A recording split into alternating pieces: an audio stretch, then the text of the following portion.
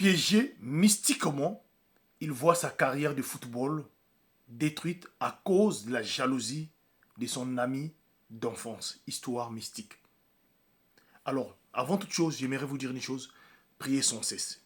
Et surtout, il ne faut pas oublier que nous sommes dans un monde là où il y a plusieurs mondes. Vous savez certainement, parfois, ceux qui nous fréquentent, ce sont nos premiers ennemis. Alors il faut faire attention. Priez toujours et soyez vigilants. Écoutez cette histoire de ce jeune Calix. Alors, l'histoire se passe en Afrique centrale. Calix, depuis qu'il était petit, dans son quartier, c'est un jeune homme qui était aimé de tout le monde dans son quartier parce qu'il aimait jouer au football. Alors, à chaque fois quand il y avait des rencontres entre les quartiers, entre les villes, les grandes personnes venaient parfois le chercher et il jouait avec tout le monde. C'était un jeune homme qui avait vraiment du talent. Voilà un jour où un de ses oncles va venir les rendre visite chez eux à la maison. Mais ce jour-là, quand son oncle arrive sur place, il va tomber le jour où Calix était en train de jouer au petit, comme on le dit, donc au football dans le quartier. Et quand il va arriver, il va assister à ce match-là. Et c'est là où il va constater que son neveu avait du talent. Et là, il va se rapprocher auprès des parents de Calix pour demander la main, dire que Calix vient vivre avec lui afin que ce dernier puisse l'encadrer. Les parents de Calix vont accepter de donner Calix à son oncle. Et ce dernier va aller s'installer avec son oncle.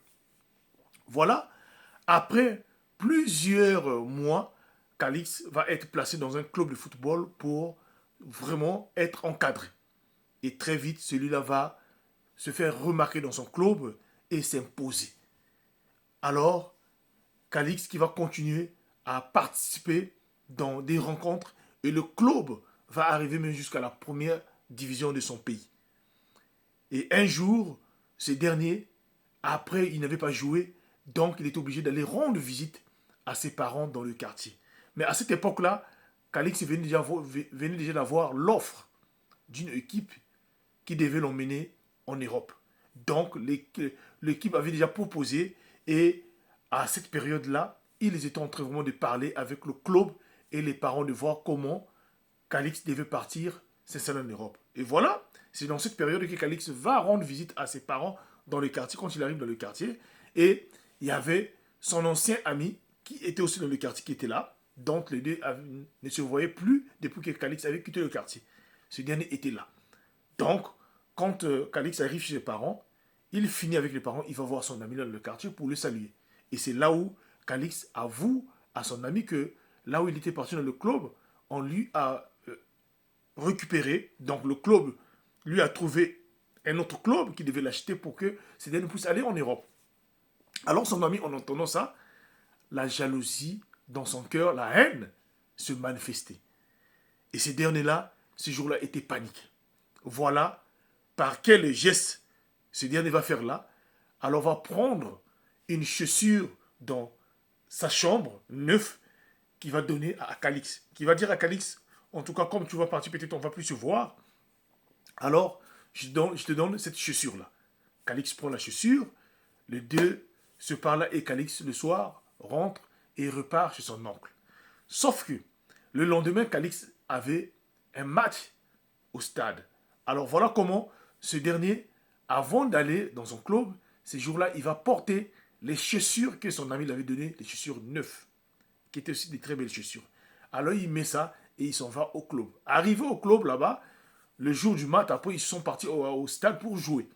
Arrivé dans le stade, alors dès que le match commence, Calix, tout juste dans les 10 premières minutes, va faire un petit faux pas. Voilà comment Calix qui va tomber. Les gens vont venir, Calix va se retrouver avec une jambe cassée.